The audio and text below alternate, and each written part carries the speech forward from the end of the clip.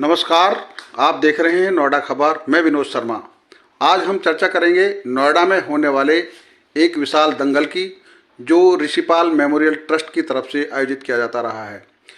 इस बार यह दंगल 16 अक्टूबर को होगा। हमारे साथ ऋषिपाल मेमोरियल ट्रस्ट से जुड़े हुए सदस्य साथ में हैं, हम उनसे चर्चा करेंगे। सबसे पहले मैं परिचय कराता हूँ। हमारे साथ जुड़े हुए हैं ज्ञानेंद्र अवाना जी, जो डीसीपी हैं रहे दिल्ली पुलिस में, और उसके साथ सत्यप्रकाश जी, फिर सावराम जी, धर्मवीर जी और महेंद्र अवाना जी। सबसे पहले मैं पूछना चाहता हूँ ज्ञानेंद्र अवाना जी से कि ये जो दंगल की शुरुआत हुई थी, ये ऋषिपाल जी के नाम से है, तो ऋषिपाल जी का कैसा वो उस समय व्यक्तित्व रहा और कैसे ये घटना हुई थी जब ये उसके बाद ये दंगल शुरू हुआ है? जी विनोद जी, बड़ी हृदय विदारक घटना थी जो आज से 16 अक्टूबर को हुई। आज से 28 वर्ष पूर्व जी जब भाई ऋषिपाल एक किसान सभा को संबोधित करके जा रहे थे, मैं भी था उनके साथ में। और हमें ये उम्मीद नहीं थी कि वो इस तरह से इतनी कम उम्र में चले जाएंगे। जी वो इस क्षेत्र के बहुत ही दुलारे राजनेता थे जी और उनका हर क्षेत्र में, चाहे वो शारीरिक उत्थान की बात हो या शिक्षा के उत्थान की बात हो, जी उन सब में उनका सहयोग था।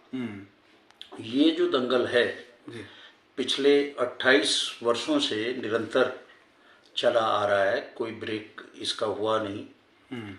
और इसमें जो विशेष बात है जी कि ये एक ऐसा विशेष दंगल है जिसमें ग्रामीण और शहरी परिवेश जी दोनों को सम्मिलित किया गया है।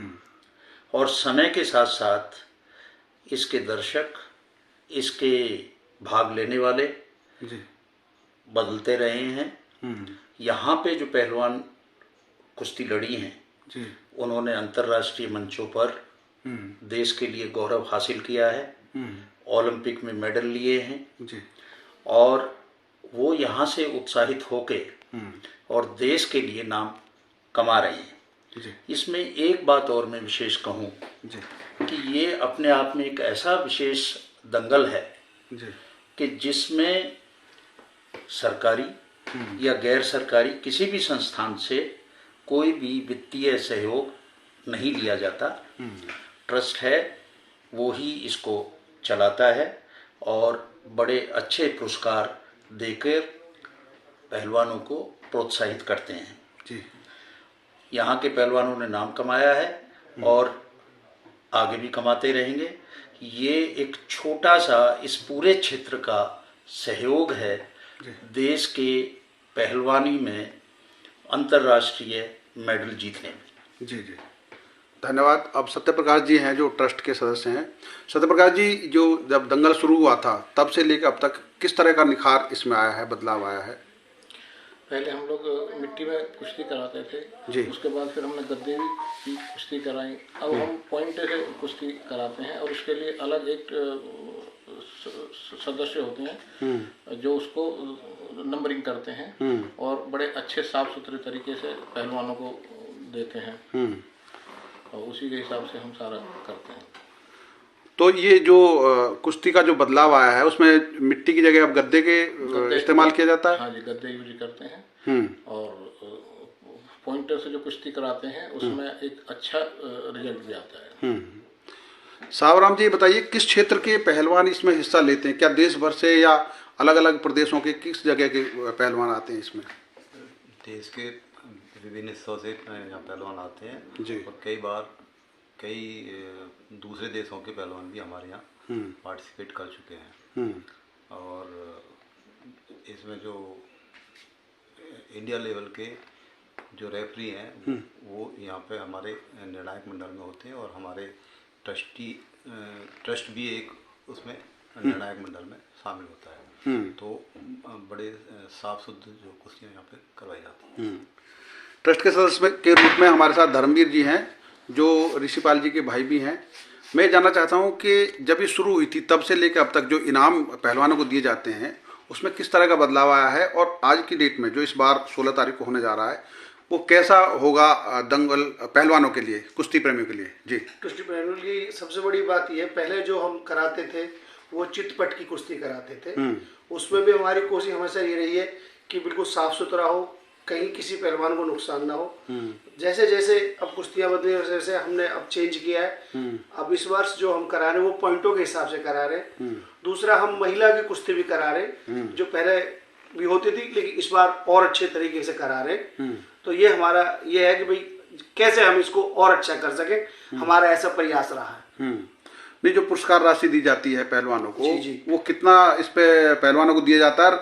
कुल कितनी कुश्तियां इस बार होंगी, जो हर बार भी ऐसी ही कुश्तियां होती हैं? लगभग इस बार भी हमारी 40 से 50 जोड़ी जो कुश्ती है, 40 या 50 जोड़ी जो कुश्ती होंगी।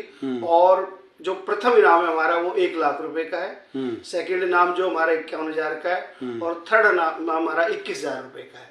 उसके अलावा भी हम लड़कियों की कुश्ती करा रहे, और जो और बाल पहलवान गांवों से आ रहे उनकी भी कुश्ती अच्छे स्तर पर कराएं। ये हमारा करने का कार्य है। अच्छा, जो पहले कुश्तियां होती रही थी हैं वो पॉइंट के आधार पर वो भी होती थी, एक बराबरी पे छूट गए, तो इस बार कुछ बदलाव हुआ है? हाँ, इस बार ये बोला कि जो पहलवान दो पहलवान जिसके पॉइंट ज्यादा होंगे उसको विनर हो। उसमें भी हमारे एनआईएस कोच है, उनका जो निर्णय होगा वही, उसमें हमारा ट्रस्ट का भी निर्णय रहेगा, वही निर्णय करेंगे। महेंद्र जी, ये बताइए कि जो एक कुश्ती का जो दंगल हो रहा है इसमें अब तक कौन कौन से बड़े पहलवान आए हैं अभी तक के, और इस बार कैसे कौन कौन पहलवान आ रहे हैं, जो हमारे दर्शकों के लिए जानकारी में? देखिए विनोद जी, मैं सबसे पहले मैं ये बता दूं कि जब ये स्टार्ट हुआ था दंगल, हमने पहली बार कराया था जी 95 में। हाँ, उस वक्त से लेकर आज तक इसमें कुश्ती जगत का कोई ऐसा बड़ा पहलवान नहीं है जो यहाँ पे ना आया हो और जो यहाँ पे कुश्ती ना लड़ा हो। लेकिन इसके साथ साथ जो सबसे ज्यादा बड़ा सहयोग रहा हमें वो रहा गुरु खलीफाओं का।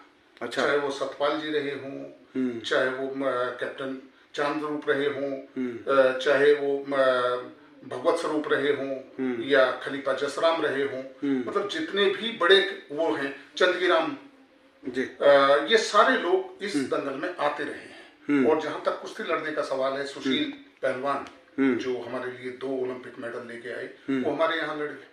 काली रमन हमारे यहाँ लड़े, सोनाली काली रमन हमारे यहाँ लड़ी। तो हमारे यहाँ जो पहलवान लड़ते रहे हैं उनका जो स्तर था वो इंडिया लेवल का स्तर था। हमारे यहाँ जो है इससे अफगानिस्तान से आके पहलवान लड़े कुश्ती। तो इस तरीके की स्तर के पहलवान जो है हमेशा यहाँ आते रहे और यहाँ कुश्तियां लड़ते रहे। इस बार भी जो कुश्तियां होंगी वो ओपन कुश्तियां हैं, कुश्तियों के इनाम घोषित कर दिए गए हैं। हमने ये भी बता दिया है कि कौन कौन लोग इसमें जो है शिरकत करेंगे। खलीफा वो हम बता देंगे एक एक उसको कि भाई ये लोग इसमें आ रहे हैं, और वो ही उसमें शामिल होंगे उनके निर्णय में। निर्णायक मंडल होगा जिसमें 4 खलीफा होंगे, एनआईएस कोच होंगे और ट्रस्ट होगा। वही निर्णय लेगा कि भाई क्या किया जा सकता है और क्या इसमें टेक्निकल वो है। ऐसा नहीं हो सकता कि इसमें केवल रेफरी ने डिसीजन दे दिया और उसका फाइनल डिसीजन हो गया। यदि उसको किसी ने भी चैलेंज किया तो वो कमेटी है हमारी, वो इस तरीके से इतने शांति प्रिय तरीके से और इतने अच्छे व्यवस्थित तरीके से ये दंगल हो रहा है और होता रहा है पीछे भी, कि हमारे यहाँ कभी भी किसी ने प्रश्न नहीं उठाया किसी भी उस पर। नेताजी हैं जो हमारे इसके कुश्ती संघ के अध्यक्ष हैं, ब्रजभूषण शरण सिंह जी, वो 2-3 बार हमारे यहाँ आए हैं और इस बार भी हमने उनको आमंत्रित किया है कि वो आए और कुश्तियां देखें। पॉइंटों से कुश्तियां हो रही है। पॉइंटों की कुश्तियों में एक चीज अलग होती है कि इनमें हमेशा निर्णय होता है। निर्णय होता है क्योंकि लास्ट में भी हम दोबारा से उनको वो कुश्तियां कराते हैं पॉइंट से, और निर्णायक उस तक लेके जाते हैं कुश्तियों को। कुश्तियां कितने बजे शुरू हो जाएंगी और कब तक चलेंगी? कुश्तियां जो हैं वो 11 बजे शुरू हो जाएंगी। सुबह 9 बजे से और 10:30 बजे तक वेट लिया जाएगा पहलवानों का। 11 बजे से कुश्तियां प्रारंभ हो जाएंगी। पहले हम जो कुश्तियां हैं वो बच्चों की कराते हैं, जो हमारी घोषित या इनाम उस तरीके से नहीं है। तकरीबन हम जो है 25-30 कुश्तियां ऐसी कराते हैं जिनमें हम केवल इनाम इसलिए देते हैं बच्चों को जो बाल पहलवान हैं, जिससे वो प्रोत्साहित हों और उनको उत्साह बढ़े। जब उनको कोई भी पारितोषिक मिलता है, कोई भी प्रोत्साहन के लिए उनको कोई भी राशि उनको मिलती है सम्मान स्वरूप, तो उनको प्रोत्साहित होते हैं और वो आगे चल के बहुत बड़े पहलवान बनते हैं सारी के सारी। तो तकरीबन 25-30 कुश्तियां इस तरीके की होंगी और तकरीबन 40 से 50 कुश्तियां, जैसे धर्मवीर जी बता रहे थे, वो कुश्तियां होंगी जिनको हम ये मानते हैं कि वो कुश्तियां जो हैं वो पहले से हमने उसमें डाली हुई हैं अपने टाइटल में, उनकी कुश्तियां होंगी।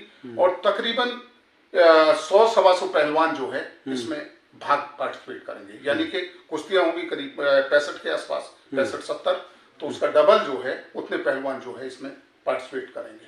और इसी तरीके से जो खलीफा हैं, NIS कोच हैं, वो सारे के सारे इसमें सम्मानित किए जाते हैं। हम उनको सम्मान स्वरूप शॉल भेंट करते हैं और ट्रॉफी वगैरह उनको देते हैं, जो हमारा प्रतीक चिन्ह है ट्रस्ट का, उनको सम्मान में हम उनको देते हैं।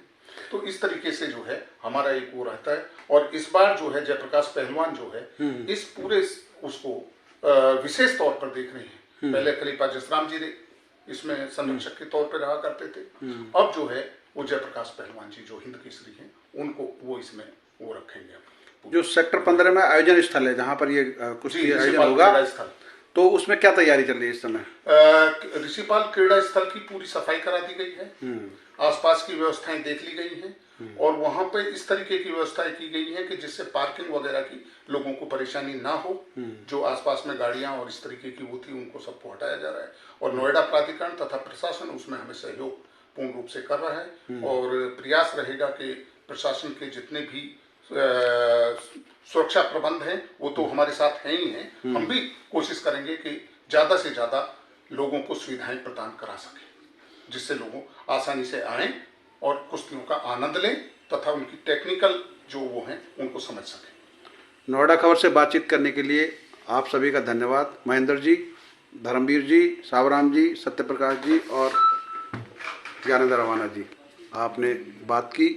और ये एक कुश्ती एक ऐसा खेल है जो भारतीय संस्कृति का बहुत बड़ा और पुराना खेल है और इसको बढ़ावा देने के लिए ऋषिपाल मेमोरियल ट्रस्ट की इस पहल का हम आप सबको बधाई देते हैं और आने वाले दिनों में इसी दंगल से निकले पहलवान देश के लिए पदक जीतें, ऐसी हमारी शुभकामनाएं। धन्यवाद।